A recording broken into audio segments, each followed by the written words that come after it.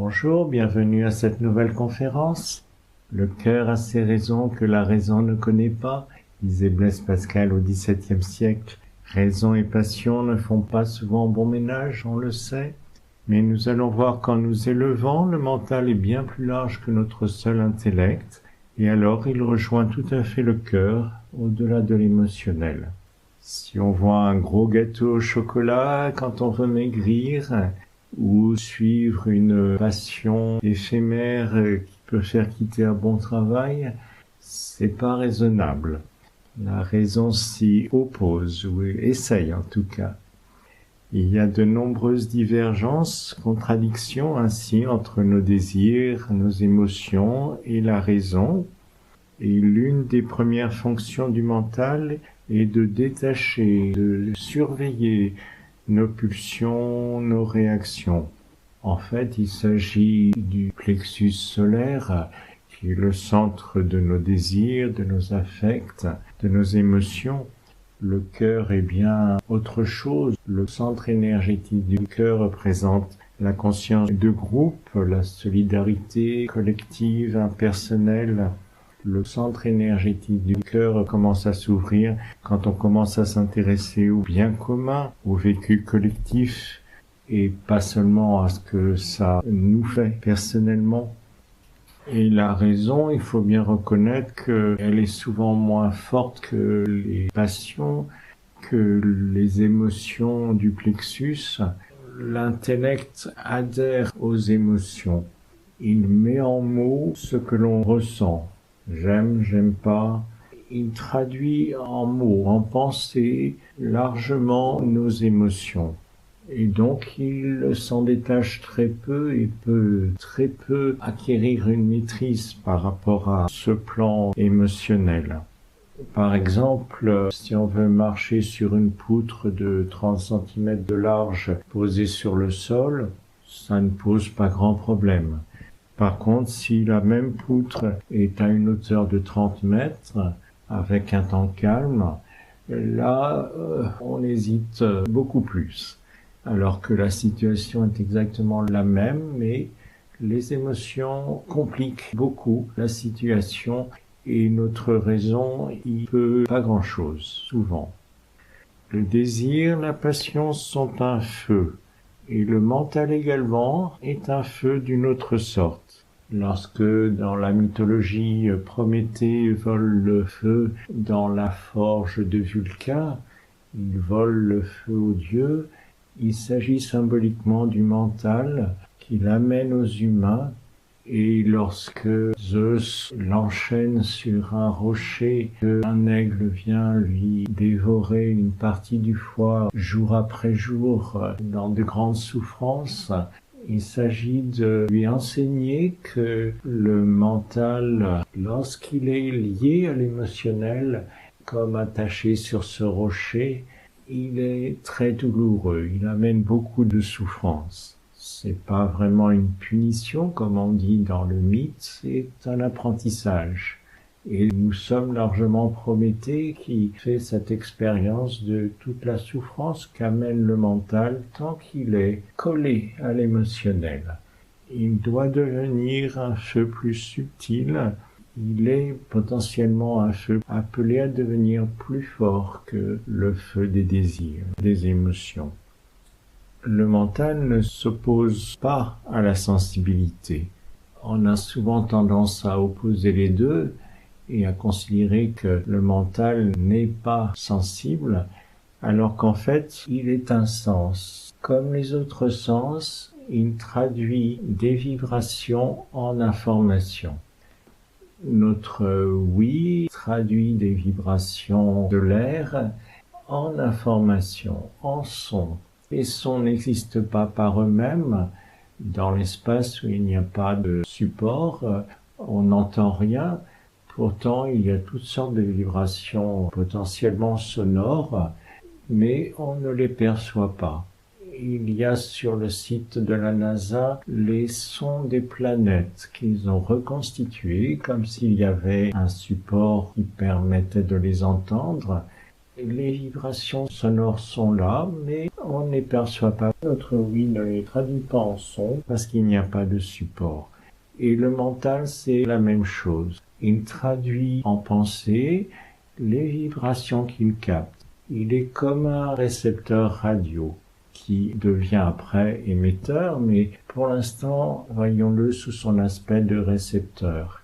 Il capte diverses informations. Il peut être branché vers le bas, c'est ce qu'on appelle l'intellect, qui nous rend de multiples services dans la vie quotidienne, qui est ingénieux pour répondre à nos difficultés. Il capte à ce moment-là les différentes sensations. Il met en mots ce qu'il perçoit au niveau des sens. Qu'est-ce que cela sent? Ah, c'est bruyant ici. Il met en mots ce genre de sensation. Ou alors, vers le bas, il est branché aussi sur les émotions. Elle est charmante. C'est un incapable. Branché sur les émotions, le mental peut être dur, froid. Il traduit les émotions que l'on peut ressentir. C'est un incapable, ça peut être une déception, une colère, une rivalité. C'est ce que le mental, à ce moment-là, met en mots. Mais il peut être tout à fait aussi branché vers le haut, comme une parabole, et capter à ce moment-là les vibrations subtiles de notre être profond et au-delà. C'est ce qu'on appelle le mental supérieur. Et là, alors, se développe la voix de la tête qui permet de comprendre en profondeur, d'écouter subtilement les enseignements auxquels on peut accéder et de mettre en œuvre positivement le pouvoir créateur de la pensée. Le mental est un grand créateur. À partir de lui, on crée tout ce qui existe. Il n'est pas forcément utilisé très positivement. Et au niveau de ce mental supérieur, là, il y a tout à fait un accord avec le cœur. Alors, le cœur, c'est toute une histoire, on met beaucoup de choses, beaucoup d'éléments différents sous ce mot, cœur, amour. Déjà, en anglais, il y a deux mots, to like et to love, alors que nous avons le mot amour. En grec ancien, il y avait eros, philia, agapé, trois mots au moins pour parler de ce qu'on appelle amour. L'éros au niveau sensuel, philia c'était l'amitié, l'affection, et agapé plus la fraternité, plus la solidarité, l'amour inclusif. Donc au niveau du cœur, déjà on peut parler de ce qui me plaît, de ce qui me fait plaisir. C'est j'aime le chocolat ou lorsqu'on fait l'amour, voilà. C'est l'unité sur le plan physique que l'on recherche, c'est l'unité sur le plan sensuel. Ce que l'on met sous le mot cœur et amour aussi correspond beaucoup au centre du plexus solaire, relié au rayon 6 dans la science des 7 rayons. Donc c'est tout ce qui est affection, dévouement, le travail des infirmiers, infirmières, des enseignants, la relation parent-enfant, les émotions, les sentiments affectifs. Ça correspond bien à philia dans la Grèce ancienne. L'appréciation, l'attachement, ça peut être aussi l'amour-passion, et ça peut donner la jalousie, la possessivité, l'égoïsme. Et là, la raison ne connaît pas. Effectivement, là, on est tout à fait en divergence avec la raison. Et puis, sous le mot cœur, amour, eh bien, il y a aussi le cœur avec un grand C, le centre énergétique du cœur, relié au rayon 2 dans la science des 7 rayons. C'est totalement différent. C'est l'amour inclusif, la fraternité. On dit de plus en plus l'adelphité aujourd'hui, qui inclut à la fois les frères et les sœurs. Ça correspond bien à l'agapé de la Grèce ancienne. c'est la conscience collective, la conscience de groupe, l'évolution collective, de bien commun, d'avantages communs. On a de plus en plus conscience aujourd'hui que des régions comme l'Amazonie sont un bien commun de l'humanité, sont importants pour tout le monde, au-delà du pays où elles se trouvent, que l'Antarctique également, que les pôles sont des lieux importants pour toute l'humanité et que c'est un bien commun à préserver. Cela, ça correspond au centre énergétique du cœur, qui est largement le moins éveillé de tous les centres, qui s'ouvre de plus en plus, qui s'ouvre par la conscience. C'est par la conscience qu'on peut développer ces centres d'énergie. Ce n'est pas par une action formelle de l'extérieur. Et là, on est dans le domaine de la voix du cœur, d'une autre voix que la voix de la tête. Voix du cœur qui correspond à la sensibilité, qui correspond au sens du service, se donner, participer à plus grand que nous. C'est aussi par la voix du cœur que l'on connaît de l'intérieur, que l'on a une conscience d'unité avec l'autre, avec une situation. Et là, le mental supérieur connaît tout à fait ce domaine-là. Il est tout à fait en accord. Là, la tête et le cœur s'unissent et collaborent. Ils sont en phase dans une direction commune.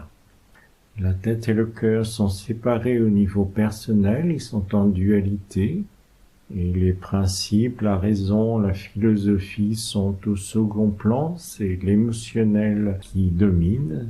C'est ce qu'on appelle le cœur, qui est largement l'émotionnel. Il domine la personnalité, il domine bien souvent nos actions au niveau personnel, et même des intellectuels construisent leurs pensées largement sur leurs affects. On arrive comme ça aux théories de complot, à la limite. On peut justifier le racisme par des belles théories.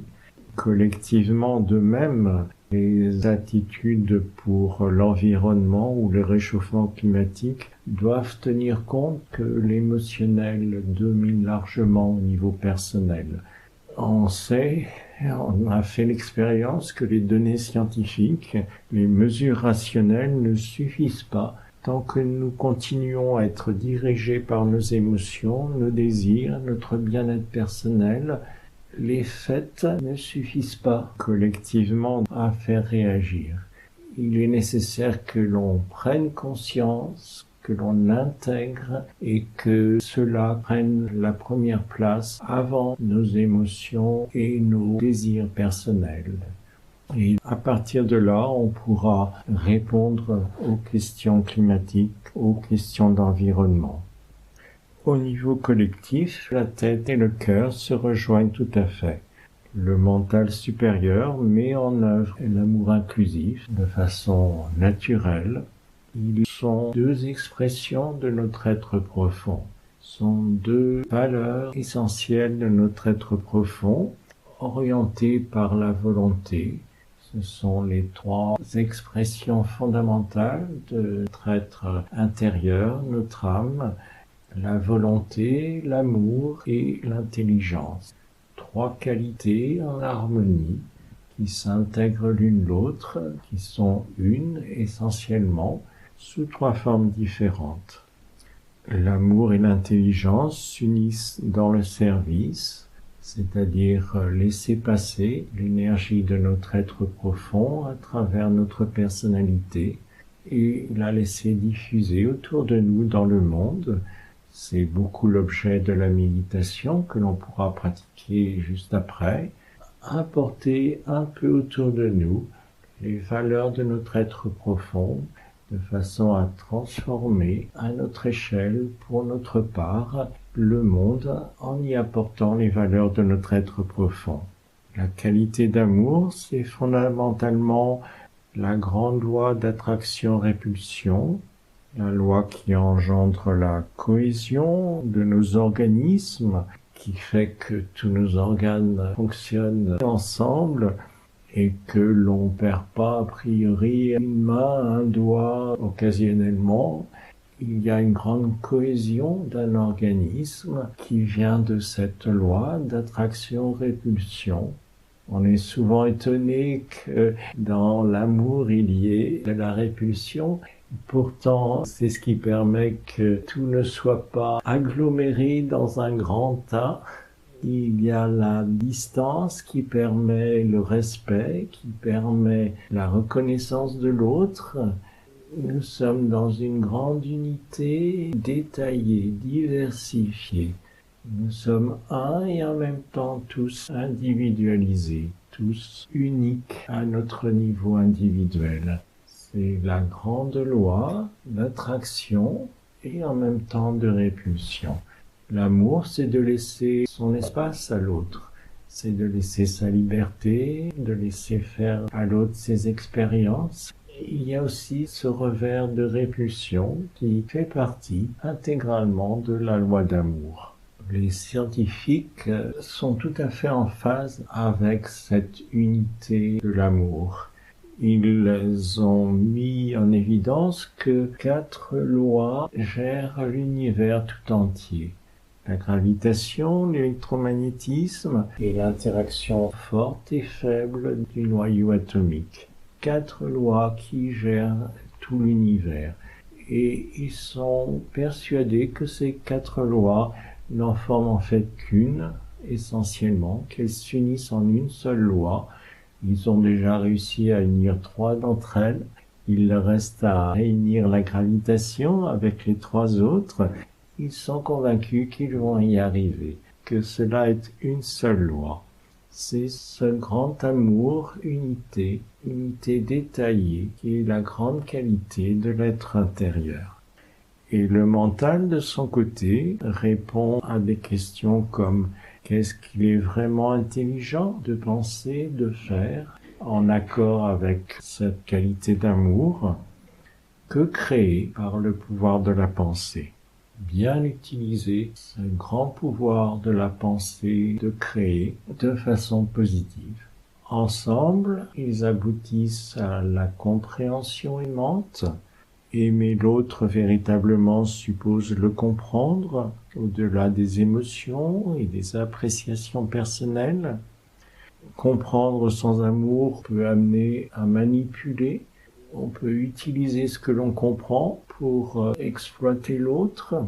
Et à l'inverse, l'amour sans compréhension est inefficace.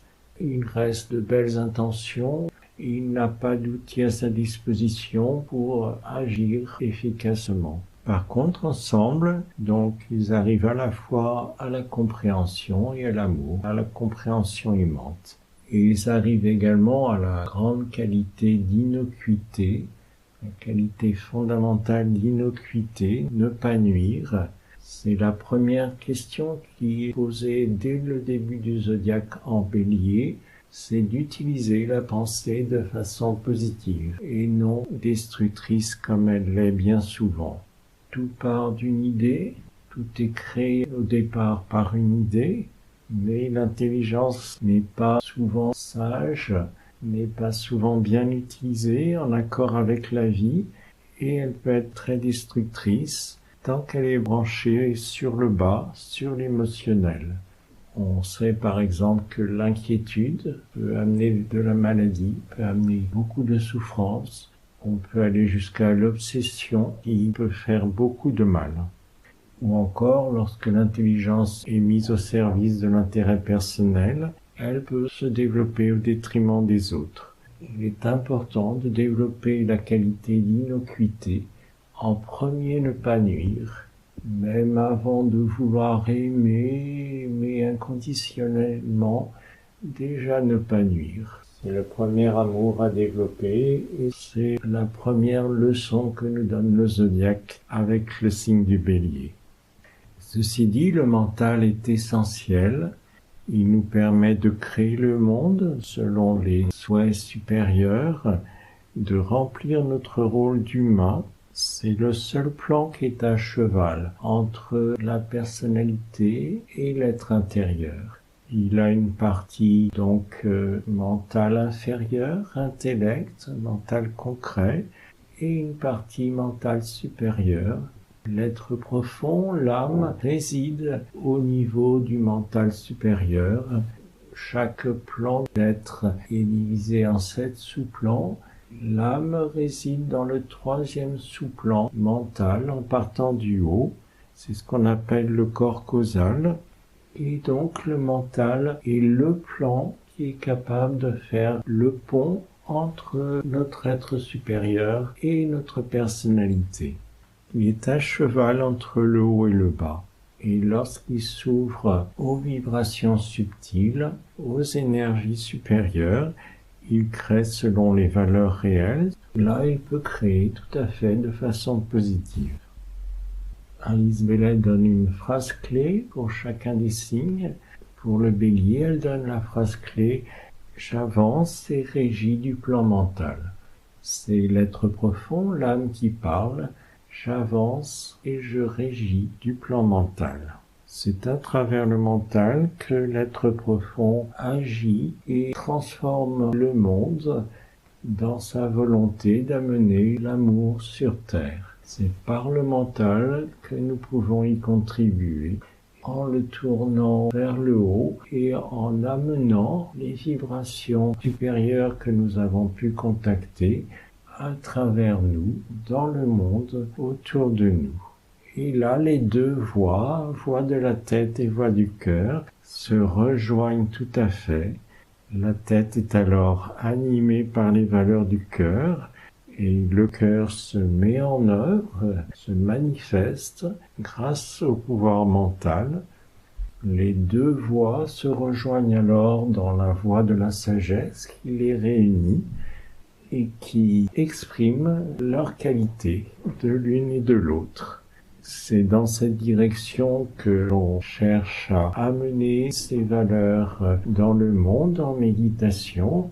C'est ce que nous allons pouvoir pratiquer maintenant pour nous entraîner de plus en plus à jouer notre rôle d'humain, de médiateur, de pont entre les mondes supérieurs et les mondes concrets autour de nous. Ce sont notre responsabilité, notre rôle.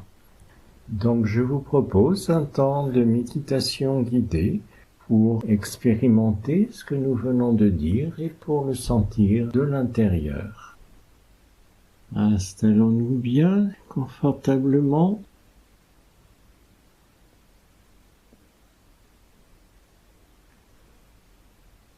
Laissons notre corps s'installer, s'immobiliser progressivement.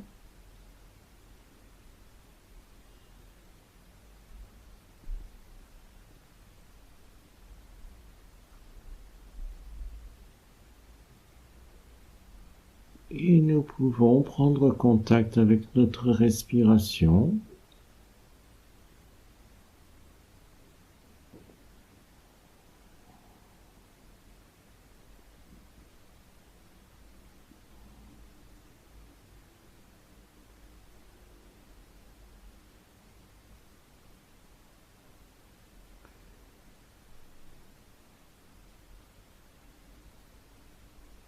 Nous pouvons amener au niveau de notre front, comme si l'air entrait et sortait par le front. Ça nous aide à nous concentrer.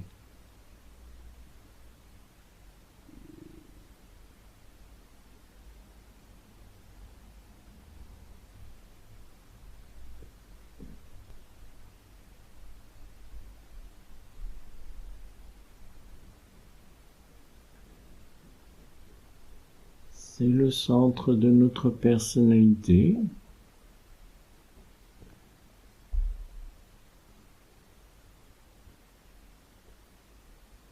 Là où nous avons notre intellect.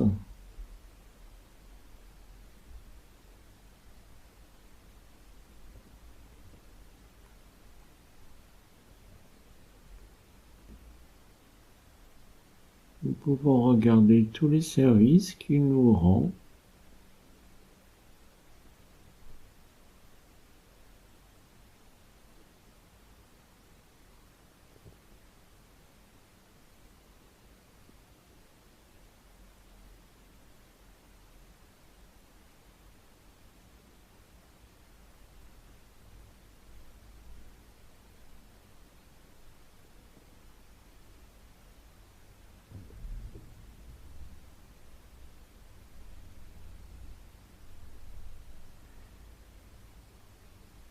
Et puis nous pouvons élever maintenant notre conscience un peu au-dessus de la tête, quelques centimètres, au niveau du centre coronal. C'est le siège de notre être profond, de notre âme.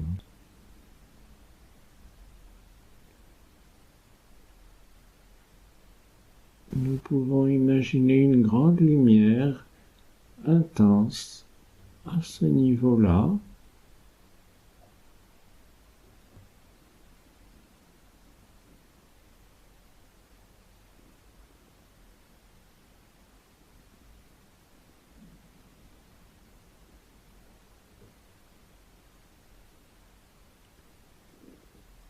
Une lumière qui rejoint les autres. Nous sommes tous unis dans cette grande lumière.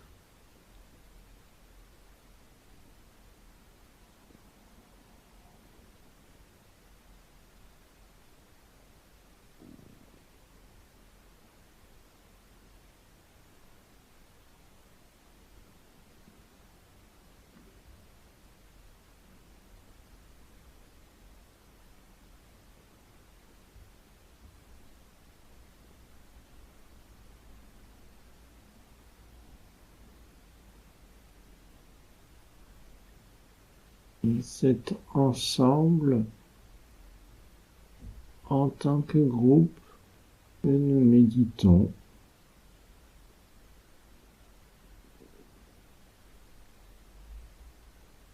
La méditation est une action de groupe. Même si l'on est seul chez soi, on peut se relier aux autres méditants.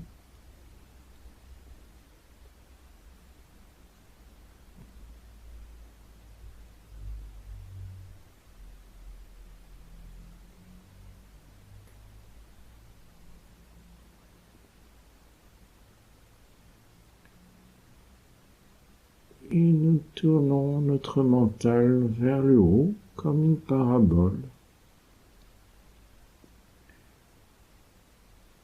Nous le mettons à l'écoute, silencieusement, des vibrations subtiles.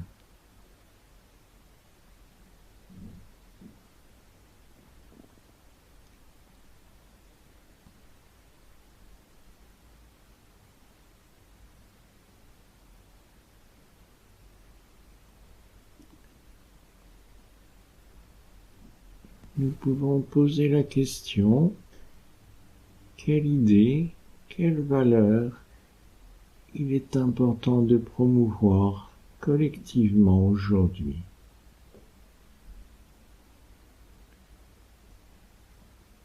Quelle idée, quelle valeur il est important de promouvoir collectivement aujourd'hui? Nous mettons simplement à l'écoute.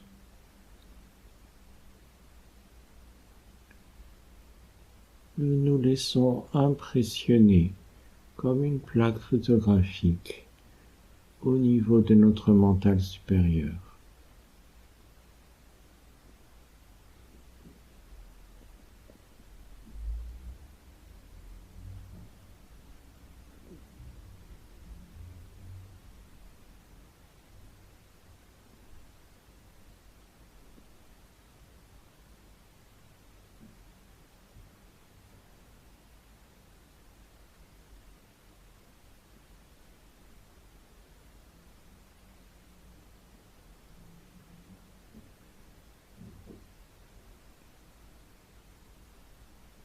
Un mot ou une phrase peut venir ou non, ça n'a pas d'importance.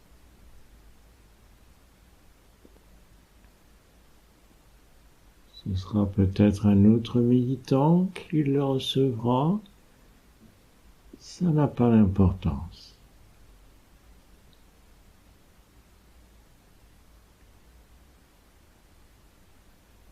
Nous y aurons contribué. Et ça arrive dans le mental collectif de l'humanité. Ça transforme quelque peu la conscience de l'humanité.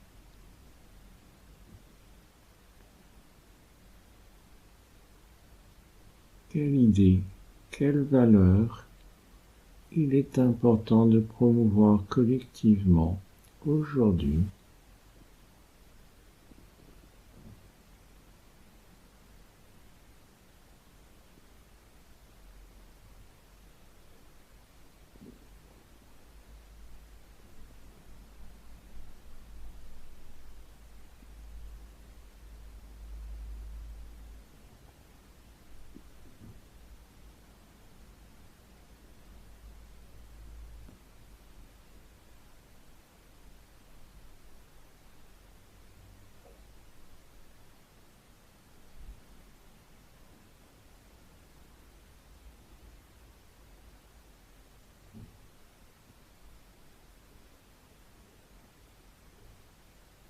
Et nous pouvons maintenant laisser diffuser à travers nous ce que nous avons pu contacter, consciemment ou non, dans cette conférence, dans cette méditation,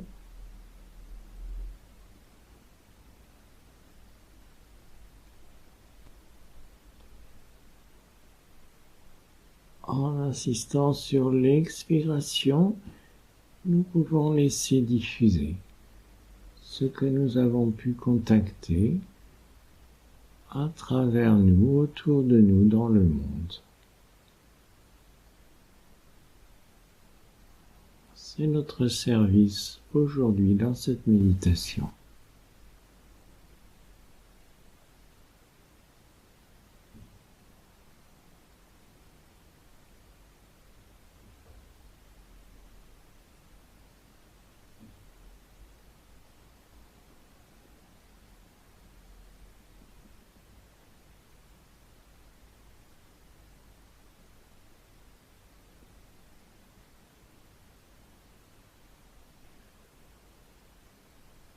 Prenons un moment pour intégrer ce que nous avons vécu dans cette conférence, dans cette méditation.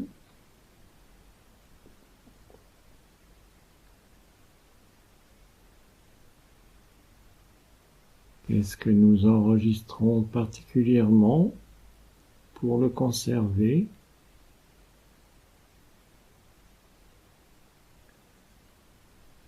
Pour peut-être l'approfondir, le cultiver.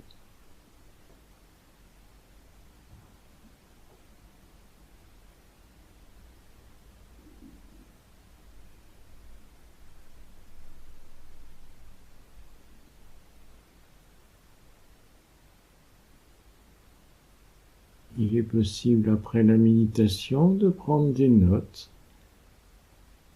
sur ce que nous avons particulièrement retenu.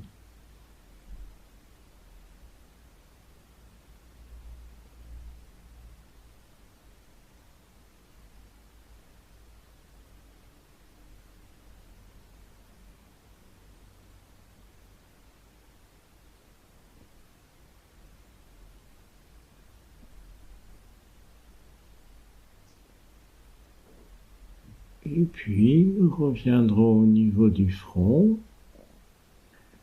Nous reprendrons contact avec notre corps, sa respiration, ses appuis.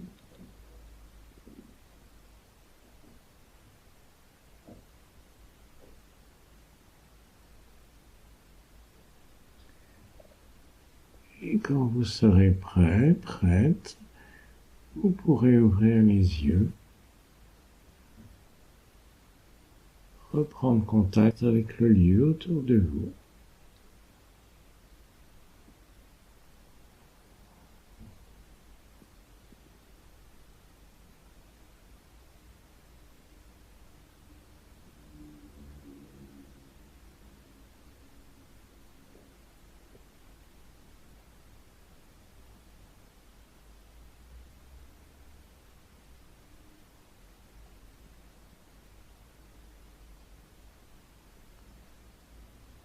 J'espère que cette méditation s'est bien passée. Il est intéressant de renouveler pour approfondir, pour aller plus loin, pour sentir plus. C'est un entraînement.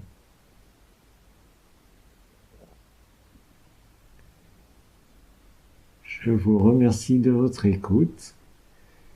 À une autre fois, si vous le voulez. Au revoir.